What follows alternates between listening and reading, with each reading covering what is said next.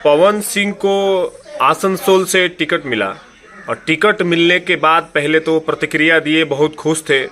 ABP news और बाकी सारा आज तक भी बात किए, बहुत प्रसन्न थे। उसके कुछ घंटे बाद वो सोशल मीडिया पे डालते हैं कि धन्यवाद बीजेपी, और वो मूव आउट कर जाते हैं, मतलब कि मैं वहां से चुनाव नहीं लड़ूंगा। क्या लगता है आपको इसमें? देखिए, मर्द तो मैदान छोड़ता नहीं है और कहीं ना कहीं आप में कुछ कमी रही होगी, इससे मैदान आप छोड़ रहे हैं।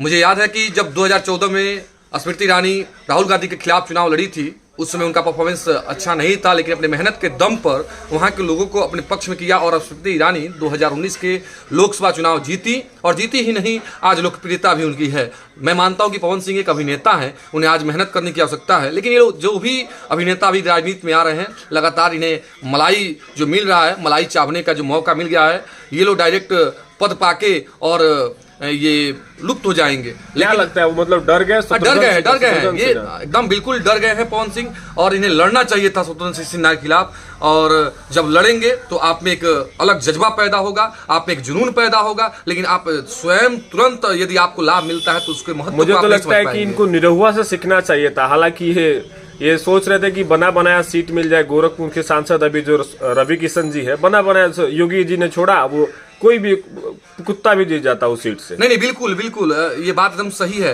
यदि सही मायने में राजनीति करना है तो पहले आपको तपना होगा, आपको गढ़ना होगा, आपको मेहनत करना होगा। और आज राजनीति में जो शॉर्टकट की विधियां चली हैं और बड़े जो पार्टियां हैं उनसे भी रिक्वेस्ट है, ये तुरंत बड़े चेहरे को उतार देती हैं। जो कार्यकर्ता होते हैं वो पीछे हो जाते हैं। मैं पूछना चाहता हूं बीजेपी में या अन्य पार्टियों में इन लोगों को क्या योगदान होता है, जो डायरेक्ट फ्लाइट मोड में फ्लाइट से आते हैं, तुरंत उतरते हैं, चुनाव जीत के और तुरंत लोकसभा, विधानसभा और राज्यसभा में पहुंच जाते हैं। इनका क्या औचित्य है? एक पूछा गया, एक पत्रकार ने पूछा कि आपका मुद्दा क्या रहेगा, तो बोले मुद्दा उद्दा का मत पूछिए, हमको गाने के पूछो, बताइए।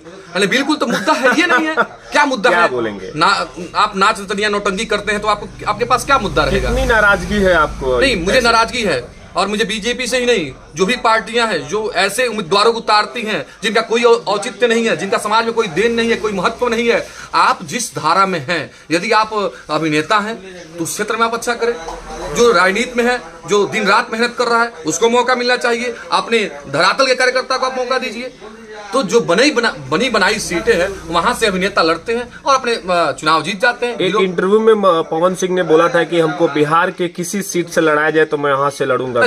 सामने प्रमाण है भाई, बिहार से क्या आप आसनसोल में जहाँ बिहारी और यूपी वालों की संख्या है वहां से आप क्विट कर जाते हैं, मूव आउट कर जाते हैं। तो इसका मतलब क्या है? आप डर गए हैं, मर्द नहीं है, घर की लड़ाई के लिए तैयार है, पत्नी से लड़ाई करने के लिए तैयार है, पत्नी से कूट करने के लिए तैयार है। और जब समय आता है कि आपको राजनीति में रह के दम लगा के चुनाव लड़ना है और कुछ करना है, अपने आप को प्रस्तुत करना है, तब आप पीछे हट जाते हैं। इसका मतलब है कि आप में दम नहीं है। बिल्कुल, इनसे बेहतर तो मनोज तिवारी थे जो दिल्ली में जाके चुनाव। मनोज तिवारी थे क्योंकि उन्होंने गोरखपुर से चुनाव लड़ा, वहां चुनाव हारा। दिल्ली में जाके अपने आप को वहां पे साबित किए। तो ये जितने भी कलाकार हैं, इन्हें राजनीति में नहीं, ये कला पर ध्यान दें। अब दोबारा बेचैन नहीं होंगे कि टिकट चाहिए। क्या लगता है लास्ट में आप क्या संदेश देंगे पवन सिंह जी को? संदेश क्या देंगे? ऐसे जितने भी छुटपुटिया टाइप के ये लोग हैं ना, इनको राजनीति छोड़ के और दूसरे को मौका देना चाहिए जो राजनीति में अच्छा कर रहा है। बिल्कुल।